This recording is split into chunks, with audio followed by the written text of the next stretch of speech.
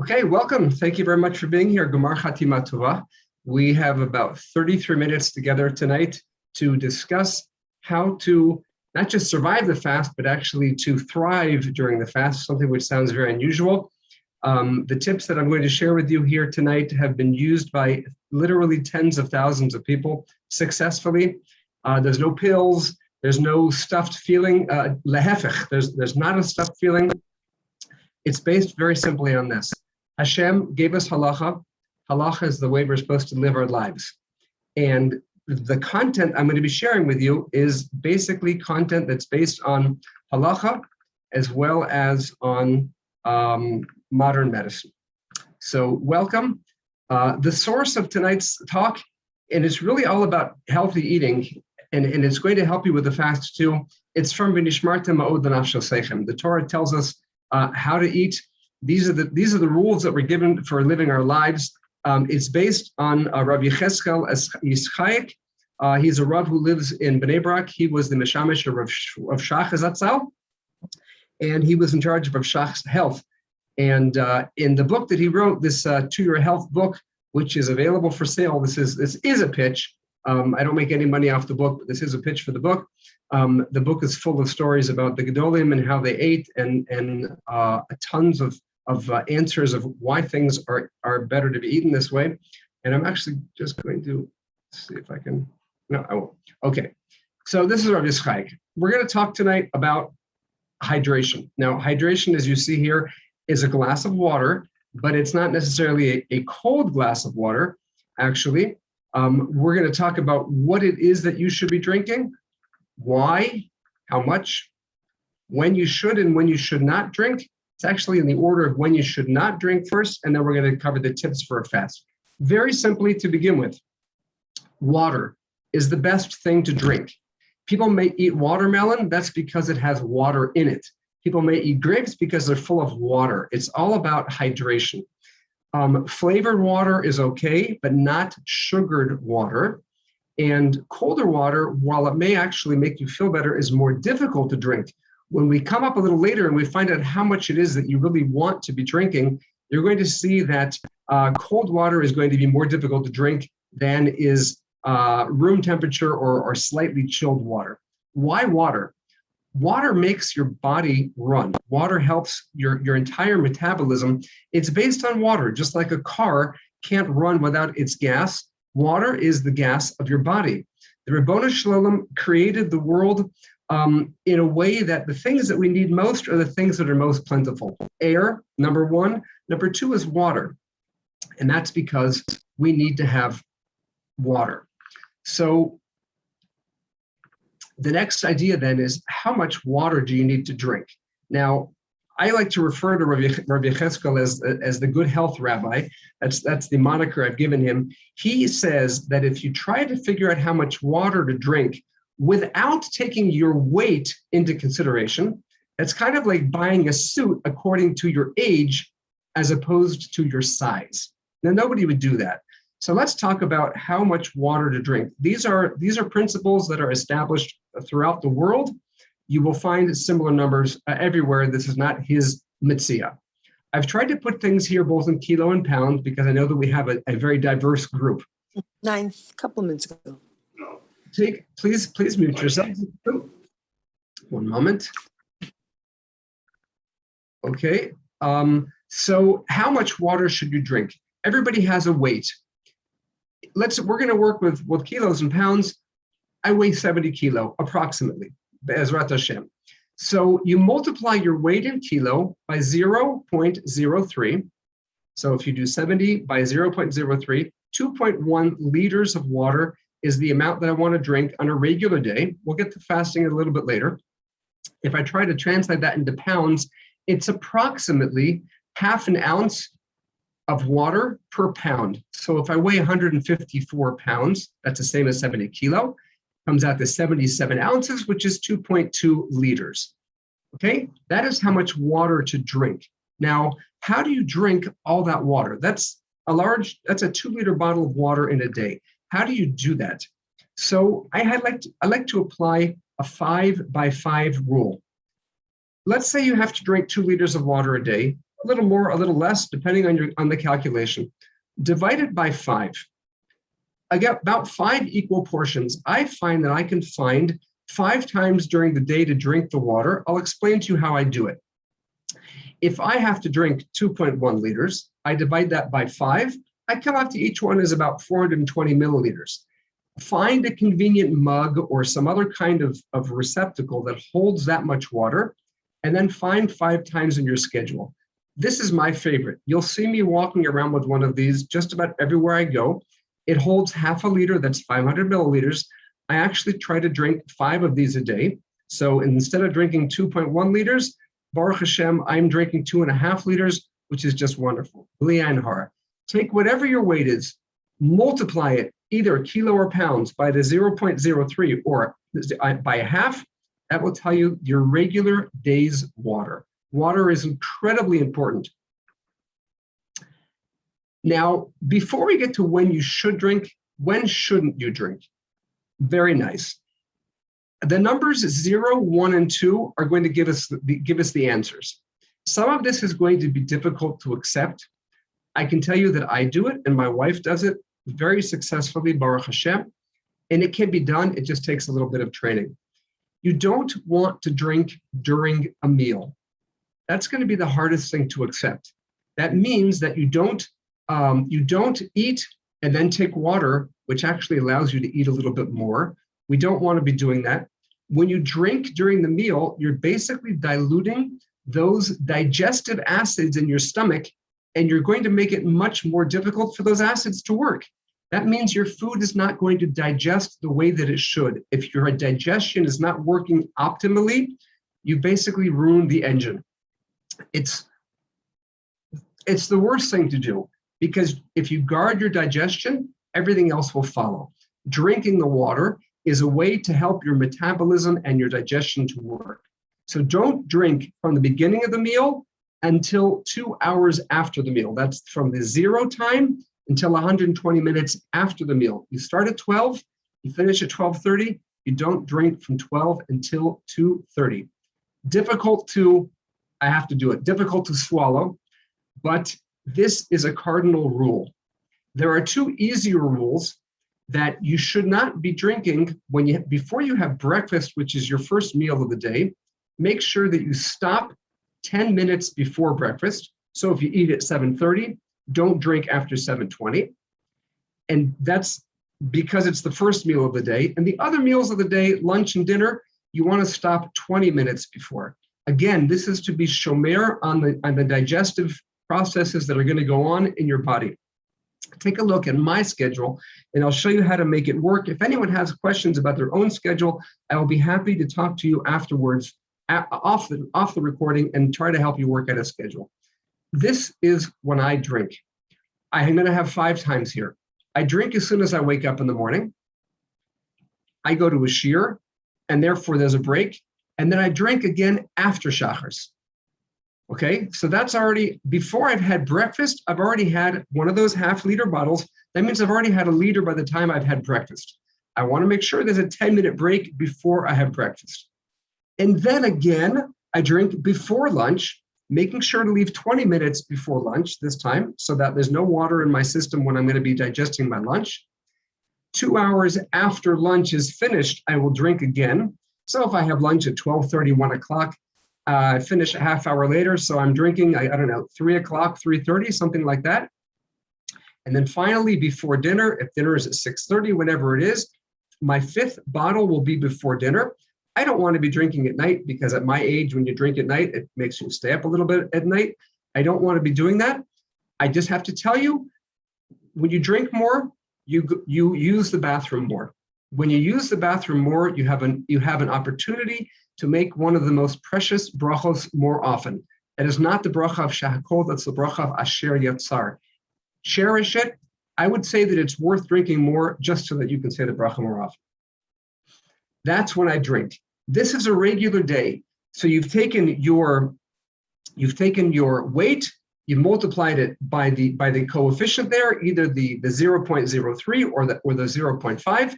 That tells you how much to drink on a regular day. Every day of the year, you should be doing that, including Shabbos and Yom Tov. Before a fast, things change a little bit. 2 days before the fast, which means tomorrow, Tuesday, you want to drink 1.5 times normally. So if you would normally drink 2.1 liters, on Tuesday, which is two days before that, you're going to want to add another 50%. So 2.1 plus another approximately 1 liter is 3.1 liters. That means you need to start drinking early, and you need to be you have to look with a watch almost. It's exactly 2 hours after I ate, I'm going to drink now. You want to put some lemon extract or something else, even a little bit of no sugar added apple concentrate into your water to make it taste better. That's good. It's actually might even be better halachically, because that way you can for sure make a shahakol. Wonderful thing to do. 2 days before the fast, that's what you do. The day before the fast, meaning Erev Yom Kippur, where it's a mitzvah to be eating, go back to your normal drinking. Okay, so 2 days before, you're going to drink 1.5 times normal. The day before the fast, your normal drinking, which in my case is 2.1 liters. After the fast, and we're going to review this again, as soon as you finish the fast, drink and then wait. We'll talk about that in just a moment.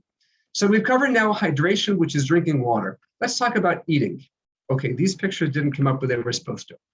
You want to be having fruits and vegetables, 8 servings a day if you can, and you want to stuff yourself with protein. I shouldn't say stuff. I really mean that you want to have the right amount of protein. I just put here some examples of things that have protein in them. I'll show a few more in later. This is actually my favorite. This is what I usually have. I have this for 3 days of breakfast. There's, I don't know, between 12 and 20 grams of protein in this little yogurt. How much protein do you need to eat? What does 12 grams mean? But first of all, protein is an essential building block of just about everything in our body. The tissues, the muscles, the bones, the cells, hormones. And our body doesn't store protein well, so it needs to be replenished every day. Protein comes from fish, beef, chicken, turkey. A normal serving of meat or fish, a normal means, I don't know, maybe like 2 ounces or maybe more, I'm not sure. 20 to 35 grams of protein. That's a great amount of protein. A medium can, a can of tuna has about 25 to 28 grams of protein. Also, you'll see in a moment, that's a great amount of protein. An egg has about 8. Those are incredible ways to have protein. There's protein in some kind of legumes. Also, quinoa is high in protein. Chia seeds. It's hard to really eat a lot of those, enough of those, and to actually chew them, which we'll talk about in a minute. You need protein. How much protein do you need? Well, you want to have 1 gram of protein per a kilogram, but this time it's not of your weight, it's your ideal weight. Now, what is your ideal weight? Some of us weigh a little bit more than ideal weight. Some of us weigh a little bit less. Oh, there's my tuna can. Some of us weigh a little bit less than our ideal weight. You should have all gotten, and if you didn't get, you can send me a message afterwards. You should have all gotten a chart according to both the metric system and the US pound system. What you want to do is, let's see if I can actually make this work here. Laser pointer, super. Okay, find your height. In this case, it's going to be according to metric, so it's going to be, and the height's going to be in centimeters. Let's assume you're about 172 centimeters high. So then this is the healthy area, and then this is the band, the range of healthy kilogram weights. Just about in the middle of that is about 70, 71, something about that. So you want to be having 1 gram of protein times 70 or 71. You want to have 70 to 71 grams of protein on a regular day. This works the same way when you do it in pounds. The numbers are different. I sent it out in the original double-sided PDF that I sent out in pounds. More or less, take your weight. I'm sorry, not your weight, your healthy weight, which has to be according to a BMI chart. You can't just look at that. The middle of the healthy weight, and you'll divide it by a little less than half. I can send you that if you didn't get it. Again, send a message to me. You can send it to aryesonnenberg@gmail.com. I'll be happy to help you afterwards. 1 gram of protein per kilogram. That's wonderful. That's the regular day. Just like we spoke about water, there's special things to do before the fast. And guess what? It's exactly the same as the water. So you really only have to remember one principle. 2 days before, which means on Tuesday, add 50%. It's the same as the water. So if the fast starts on Thursday, like it does this year, all right, starts Wednesday night, I know. On Tuesday, you want to have 150% of your normal amount. Then on Wednesday, go back to normal. So for instance, let's say you start your breakfast with 3 eggs or 3 egg whites, because all the protein's in the egg whites. That's 24 grams of protein. 1 can of tuna for lunch, you're going to add more to this, but 1 can of tuna for lunch, that's 28 grams. You're already up to 52 grams of protein. Chicken for Suda Mafsekes, you can have another 50 grams of protein in your chicken. If you plan your day, you'll find ways to have the protein. There are other foods that have protein. I'm not going to tell you to use the internet, but the internet is replete with examples of foods for protein. And after the fast, we mentioned before, drink water, wait for 10 minutes, salad or vegetables, then go to protein. We'll talk about this again. How you should eat. Again, these are daily lessons. If you follow these lessons, you will be healthier. I will tell you that if you follow these lessons, you will also lose weight. I'm not going to give you a guarantee. We'll talk in a moment about the Rambam's guarantee. But if you follow these lessons, your food will digest better. When your food digests better, it's not going to sit around your body. It's going to be used better. And therefore, you will be healthier, your body will be healthier, and the food that you're using either will be needed or it will be sent out. When you eat, you should not drink. We mentioned this so many times before. Do not eat and drink together. Even wait 2 hours after you're finished eating before you start to drink. When you eat, this is really hard for me. You should not talk. You should not read. You should not eat quickly. You want to do the chew. There's no set number for how many times you have to chew, but I can tell you that when you chew your food, all of the good things in the food will then be able to be broken down back into your digestion. Your stomach does not have teeth. The teeth are in your mouth. Your stomach has acids which are not meant to tear apart unchewed food. You must chew your food very, very well. That is how you're going to turn a smaller amount of food into better nutrients for your body. This is one of the keys to fasting. It's not stuffing yourself during the Suda Mafsekes. That food is going to go to waste. You're not going to get any of the nutrients. You're not going to help yourself. You don't need some kal to get nutrients from your food. You need to take what your food has in it, chew it well, let your body digest it well, and then you'll be able to benefit from those nutrients. Now, when shouldn't you eat? When it's before the fast, don't overeat. As I just mentioned before, when you overeat, you're going to stuff. You see these blenders here? Which of these blenders is going to work to grind up the food better? Of course, it's a blender, the red blender, because there's less in it. If your dryer or your washing machine are stuffed, the things aren't going to get as dry or as cleaned, because they can't churn, they can't work. That has to go on in your stomach also. If you overeat, your body, your stomach cannot possibly digest the food the way that it needs to. I believe that Rav Chaik says that this is probably from halacha. It is better to eat a little bit of food that's bad for you than to stuff yourself even with salads and fruits and everything that you think is good for you. That's how serious this is. Okay, yes, that's the one that's better. What's this going to do for you? Number one, your lifespan will increase. You will be healthier. You will lose weight.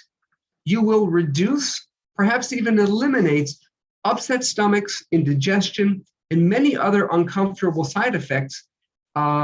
Your Shabbos will be more pleasant because you're not going to suffer from some of the things that happen when people overeat on Shabbos. And we all know that overweight is related to some very, very nasty diseases. It's a very serious thing. It's not necessarily about the way that you look. It's about how healthy your body is.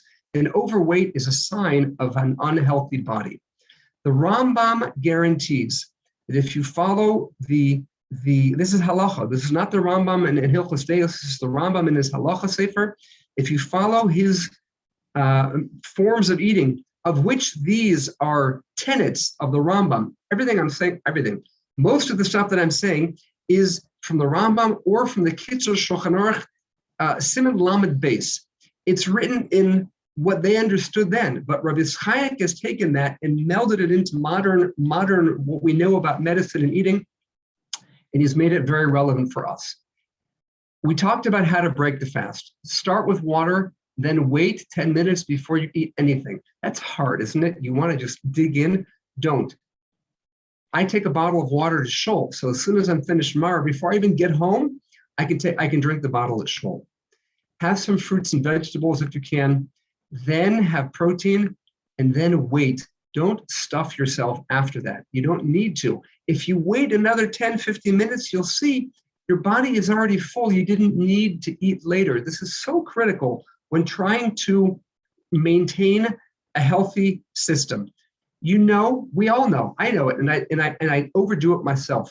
Something tastes good, I want to eat more and more of it. But you're really only supposed to eat until you're satiated. And after several minutes, you get more full and more full, even without eating. So try to stop just a few minutes beforehand, and you'll see, wow, I don't feel stuffed anymore. It's a wonderful feeling. Let's summarize what we've learned about tonight. Number one, you want to be drinking the right amount and at the right times. That means not during the meal. Do not drink with your food. Number one, on the second day preceding a fast, you want to have 50% more water than you normally do. When you eat, you have your fruits and vegetables, you have your protein, again, 50% more on the day preceding a fast. You must chew. Number 4, you must chew even more. You're not going to like this. Number 5, you must chew even more. You must chew and chew. There's no number until it is really, really small. That means you chew. If you're talking when you're eating, if you're watching something, if you've got something on when you're eating, your natural tendency is to swallow it before it's ready. Rabbi Chaim writes in his book, take an apple, and you'll see that if you take one piece at a time, you're going to eat it much slower than if you put it all in your hand. If you put your fork down between bites, you're not going to want to swallow before you've finished what's in your mouth. Take a bite, chew, put your fork down, wait until you're ready for the next bite. It's an incredible tip. Here's a bonus. I didn't put this into my thing, but this is a COVID-19 bonus. Vitamin D is incredibly important for the immune system and for many, many things in the body. And it's been proven to be so critically important as a preventative to serious illness in the entire COVID region. There was a study done in Indonesia. This, by the way, is from Rabbi Chaim. This is not me saying this. There was a study done in Indonesia that people who were severely vitamin D deficient had a 98% mortality rate. Compared to people who had healthy levels of vitamin D, they only had a 4% mortality rate. That seems to indicate that vitamin D is responsible for a 2,500% difference in mortality. Do you understand what that means? This stuff is cheap. What you're looking at right now is picked up at a Muchedet farm or Arthur. Any of your pharmacies have this. This stuff is really cheap, and it is so effective. By the way, this is actually sweetened. So if you're trying to stay off of sugar, this is my little cheat. When I cheat on other things too, but this is a great cheat. This is the one that we use. I don't really like the drops so much. We like the tabs. The drops are probably cheaper, actually. How do you know what your vitamin D level is? Well, you need a blood test to do so. And to get a blood test, you're going to have to talk to your primary care physician and tell them you want to take a blood test that includes your vitamin D level. They will send you to get your blood taken. It's very simple test. I think you can do it once a year. There's a famous saying that Rabbi Chaim likes to quote: when you eat right, you eat your food. When you eat wrong, your food eats you. That is the end of the session tonight. It's been about 25 minutes, so we actually have a few extra minutes to go. I will stop sharing. If anybody has any questions and you'd like to take off your microphone, you can do that now.